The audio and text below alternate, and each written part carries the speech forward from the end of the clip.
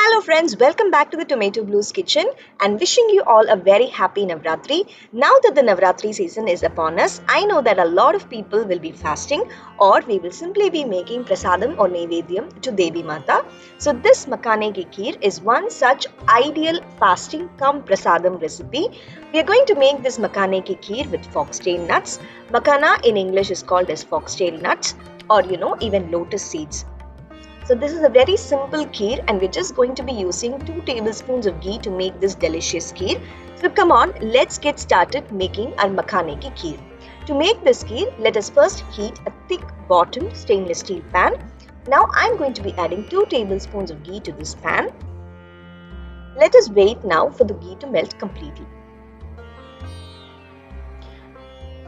We are not going to be adding any more ghee to this kheer. This is all the ghee that we are going to be using. So you can indulge in this kheer as much as you want.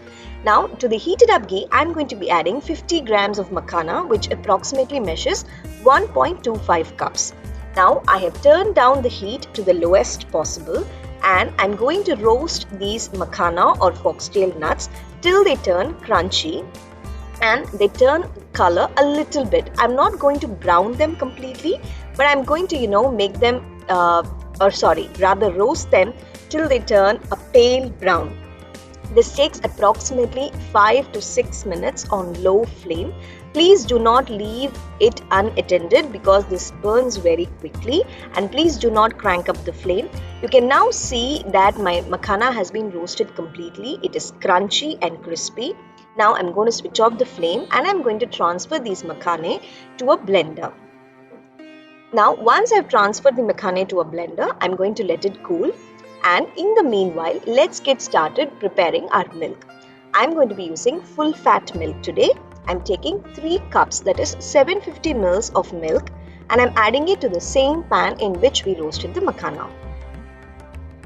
You can also use low fat milk if you're very particular about your calories, but then your kheer may not be so creamy, which is why I prefer using full fat milk. Now once we've added the milk to the pan, we are going to add the flavorings to this particular kheer. I'm going to be using crushed green cardamom. So I'm going to go in and add like 4 cardamoms which has been crushed. I'm using the peel here too because that also has a lot of flavor.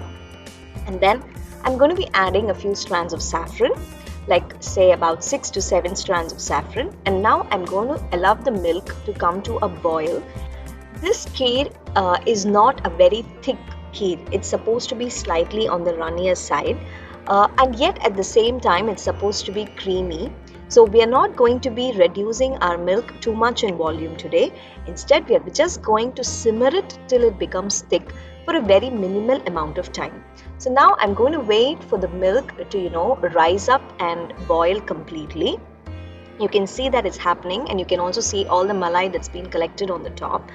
Once this comes to a rising boil, I'm going to be going in and adding the sugar. I'm going to be using regular white sugar to make our makhana kheer today. I will not recommend using jaggery because jaggery curdles your milk very fast. If you're a beginner, you have to be very careful.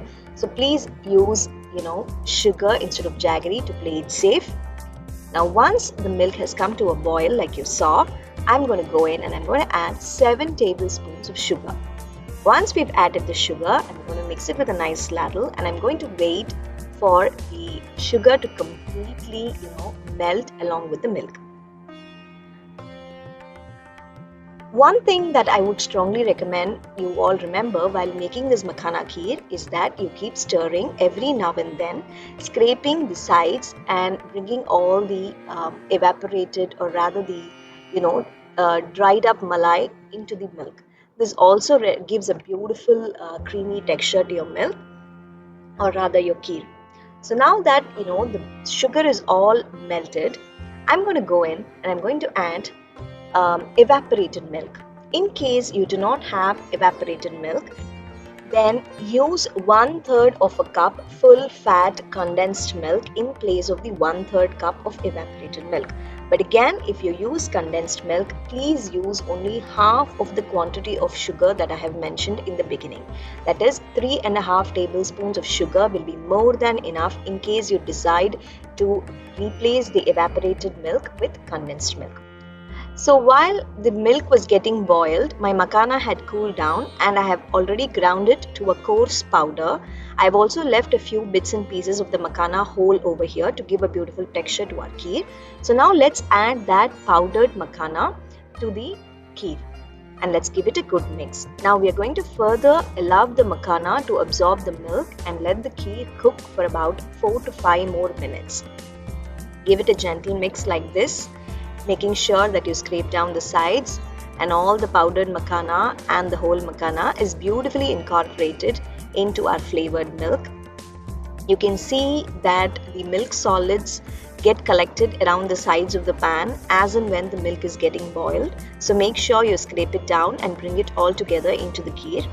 You can see that the makhana along with the milk has come to a boil. Again, scrape down the sides, and like I said, the whole cooking process after you add the makhana to the milk is about 3 to 4 minutes. So we are going to cook this for like 3 to 4 minutes, and that's it. Our yummy, creamy, fantastically delicious makhana kheer is all set. This kheer approximately takes 20 to 25 minutes from start to finish. Now that our kheer is completely cooked, let us go in and garnish it with some chopped nuts. I've used a mixture of almonds, pistachios and cashews over here. So once we've added all that, give it a good mix and then allow it to become a little warm, or probably put it in the fridge, chill it for a while, and then your makhana kheer is ready to be served. You can serve it as a dessert. You can also serve it as a prasadam or a naivedyam to Devi during this Navratri season. I hope you all like this video. In case you did, please do not forget to hit the like button and leave a comment and share this video with your friends and family. If you're looking for more such delicious kheer recipes, then do not forget to visit our blog tomatoblues.com. Meet you all soon in another interesting video like this. Till then, take care friends. Bye bye.